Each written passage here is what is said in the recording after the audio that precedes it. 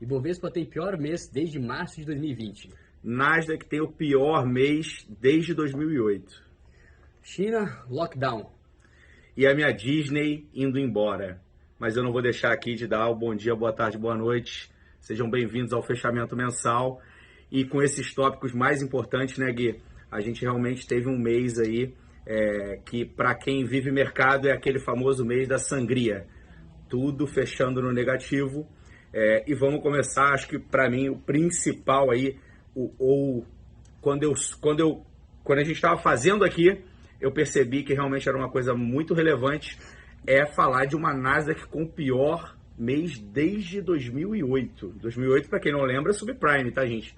Então, me fala um pouco já disso, já vamos entrar aqui em Fed, vamos entrar aqui nessa parte internacional, porque realmente foi bastante impressionante a gente falar de um mês tão ruim quanto um subprime. Perfeito, Thiago. Foi uma série de eventos, news flows muito negativo, que trouxe uma versão a risco muito grande para o mercado. E realmente chama muita atenção, nada tendo um fechamento aí, pior mês desde 2008, subprime é realmente uma coisa que, tem que ter acontecido algo bem impactante no mercado. E Nasdaq fechou com uma queda de 14,59% no mês, extremamente expressivo. Mas a S&P também teve uma queda bem relevante ali de 10,22%. E qual que foi o motivo principal dessa queda, né, Thiago? Bom, a gente já vem falando isso há um tempo. O grande ponto que vem direcionando o mercado é o discurso do Fed, é o posicionamento do Fed e como que ele vai dar seguimento para essa política monetária de aumento de juros. Então a gente tem visto aí uma inflação extremamente pressionada, né, nos últimos meses. Inclusive Estados Unidos está com uma inflação de 8,5% nos últimos 12 meses, acima ali das previsões. Então, naturalmente, o Fed acaba adotando uma postura mais rígida, mais agressiva em relação à série de aumentos de juros, e isso acaba impactando o mercado de risco como um todo, né? Então, acaba atraindo muito dinheiro ali para os treasuries americanos e tirando dinheiro ali, o capital de risco. E vou além, né, Gui? É bom lembrar, na semana passada, inclusive, a gente falou, a gente teve também alguns resultados dentro do setor de tecnologia, Perfeito. E falamos, inclusive, sobre Netflix na semana passada, que vieram bem abaixo do esperado. E, além de tudo, além do Fed, além de já estar precificado uma alta de juros bastante relevante, a gente também está vendo os ânimos ficando cada vez mais complicados lá na guerra Rússia e Ucrânia. Perfeito. E o mercado começa também a aumentar risco. A gente viu na semana passada o VIX também disparando. Então, realmente, a gente tem um cenário que caminhou realmente para essa sangria. Né? É o que a gente fala, né? É um news flow, uma série de notícias negativas ao mesmo tempo, que naturalmente gera uma aversão a risco muito grande no mercado. Somado a isso, resultados ali que, apesar de, enfim, estar vindo com lucro muitas vezes, o ponto é que vem abaixo da expectativa, né? Então, principalmente para empresas ligadas a crescimento, empresas de tecnologia, que são as empresas que compõem o Nasdaq, elas têm que entregar crescimento para se manter aquela cotação, gerar aquela valorização no ativo. E se vem abaixo da expectativa, somada essa questão aí da aumento da taxa de juros, naturalmente a gente vê uma queda muito grande aí nesse setor. Então, sim, foi um mês bem pesado aí para os mercados. E somado a isso, além de tudo isso, a gente tem agora uma China entrando em lockdown, né? Depois de 2 anos, agora uma China entrando em lockdown. E qual que é o grande impacto econômico, né? Por que isso impacta o mercado? Bom, a China é a grande indústria do mundo. Então, quando a gente vê um lockdown, principalmente em Xangai, a gente vê os portos fechando e acaba gerando um impacto direto ali na cadeia logística, né? Então, tem muitos barcos, muitos navios que não estão conseguindo atracar. O número de navios parados ali em Xangai hoje é maior do que o período todo ali de 2021. Então é realmente um impacto gigante na cadeia de suprimento global e tem toda a questão de inflação também. Enfim, realmente um mês bem pesado aí para o mercado. E obviamente, quando a gente está falando de aversão a risco, a gente tem normalmente uma fuga para dólar.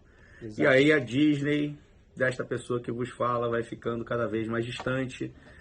Como diz aí, um Instagram aí de bastante sucesso, né? Que é o Faria Lima Elevator, trocando Disney por Beto Carreiro. Não é minha ideia, não é minha ideia, mas e usando uma outra frase também bem famosa, né? O dólar desce de escada e sobe de elevador, né? E realmente foi aí em uma semana, em 10 dias, ele já voltou ali para casa de mais que 5. E desta vez, como a gente também brinca aqui, não tem ninguém mentindo, né? Normalmente, quando o dólar sobe, o Ibovespa cai. Perfeito. E esse mês ele caiu bastante, né, Gui? Isso. Falando aqui primeiro do dólar, realmente a gente viu o dólar desabando aí no começo do ano. De janeiro, os primeiros 3 meses, a gente teve uma queda de 14,6 do dólar. Porém, agora em abril, a gente teve uma alta de 3,23, retomando da casa ali dos R$5, também num tiro só. Foi praticamente, começou as notícias ruins, o dólar subiu, impactou diretamente aí os mercados. E falando um pouco de Brasil agora, bom, o Brasil seguiu o mundo dessa vez, não foi na contramão, infelizmente, mas o Brasil então teve uma queda relevante ali de 10,30%, devolvendo boa parte dos ganhos e puxado principalmente pelos mesmos motivos ali que os Estados Unidos, que o resto do mundo. Então a questão de Fed, a própria inflação aqui no Brasil, o Focus, né, que não estava relatando as projeções por conta ali da greve do Banco Central, relatou novamente e agora subiu a projeção para 7,65%. E além disso, a questão da China impacta ainda mais o Brasil, porque a China tem uma ligação direta ali com as commodities, com a parte principalmente minério de ferro. Então a gente viu as commodities ali cedendo um pouco, acabando tirando um pouco também o fluxo estrangeiro aqui do Brasil. Enfim, foi uma série de impactos aí que acabou gerando uma queda bem expressiva aí para o nosso mercado. Não, perfeito, Gui. E, obviamente, e é bom lembrar, né, a gente sempre prefere comprar guarda-chuva quando está fazendo sol, né? Então, continuem aqui seguindo a gente. Acho bastante importante, nesses momentos, inclusive, que a gente tem meses de sangria, óbvio, tem alguns riscos aí que eles não são exatamente econômicos, como eu falei sobre a guerra, essa escalada de tensão e ficando talvez um pouco mais pesado do que todo mundo estava imaginando. Isso também pesou bastante nesses dados, mas a gente normalmente nesses momentos existem as oportunidades. Tem uma frase que graças a Deus eu pude aprender muito cedo, que não é uma frase aqui brasileira, mas que a tradução seria: compre ao som dos canhões e venda no violino. Exatamente, Gui, ao som dos violinos. Isso. Então, tem aí com certeza, bastante empresa boa que está sofrendo, mas a empresa continua boa. E dito isso, eu não sei, Gui, se tem mais um ponto que você queira trazer para a gente aí relevante. Foi um mês de inflação de novo acima da expectativa e isso também impactou. Mas vou deixar você falar aí antes, que eu tenho uma despedida diferente hoje para fazer. Perfeito. Só para não trazer só notícia negativa aqui, a gente também teve um dado de desemprego aqui no Brasil. A expectativa era que fosse de 11,4%, veio abaixo do esperado, então isso é positivo para o mercado, veio 11,1%. E tem alguns dados econômicos aí que têm realmente vindo melhores do que o esperado aqui dentro do Brasil, o que é muito positivo. Também tem o Auxílio Brasil aí que está vindo com força ali, ajudando também a fomentar um pouco a economia. E na própria China, diante desse cenário aí de lockdown, eles estão estimulando um pouco mais a economia, e a parte de regulamentação das empresas de tecnologias que a gente falou ali no último mês, que pesou bastante, eles também estão deixando um pouco mais tranquilo em relação a isso, e as próprias empresas de tecnologia lá deram uma subida boa.